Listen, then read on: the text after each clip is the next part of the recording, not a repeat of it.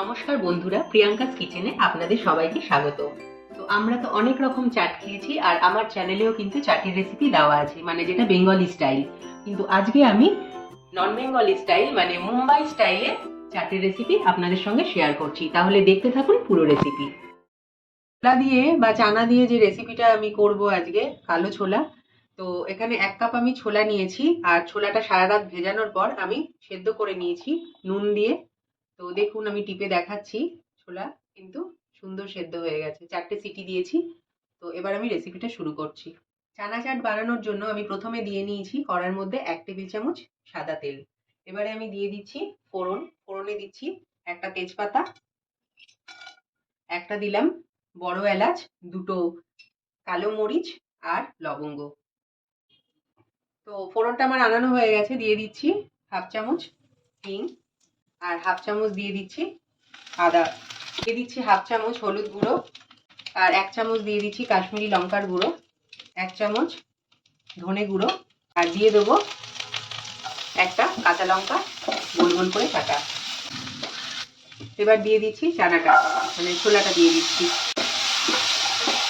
এবার ভালো করে ছোলাটা মিশিয়ে দেবো মশলার সঙ্গে। দিয়ে দিচ্ছি 1/2 কাপ মতো জল। সেই ফ্লেমটাকে বাড়িয়ে দেবো যতক্ষণ না জলটা শুকিয়ে যায়, ততক্ষণ আমি রান্না করব।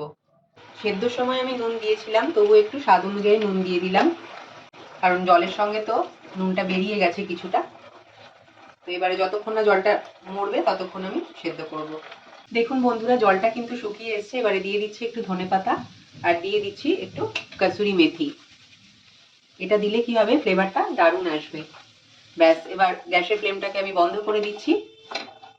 তো আমার ছোলা কুক করা হয়ে গেল। এবার একটু ঠান্ডা করে নেব। গরম গরমও এই চাটটা করা যায়, কিন্তু আমি একটু ঠান্ডা করেই করব।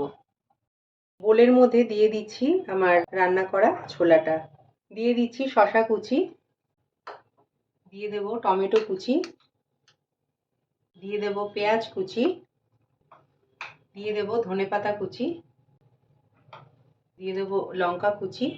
লঙ্কাটা আপনারা নিজেদের স্বাদ অনুযায়ী দেবেন। দিয়ে দেবো আলু, সেদ্ধ করা আলু আমি কেটে রেখেছি, একটাই আলু দিয়েছি।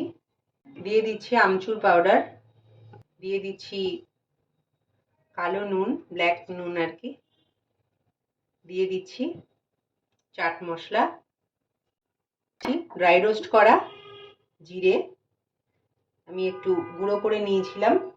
এবার আমি ভালো করে মিক্স করব, তারপরে লেবুর রসটাও দেব। একবার মিক্স করে নিয়ে তারপরে দিয়ে দিচ্ছি পাতিলেবুর রস।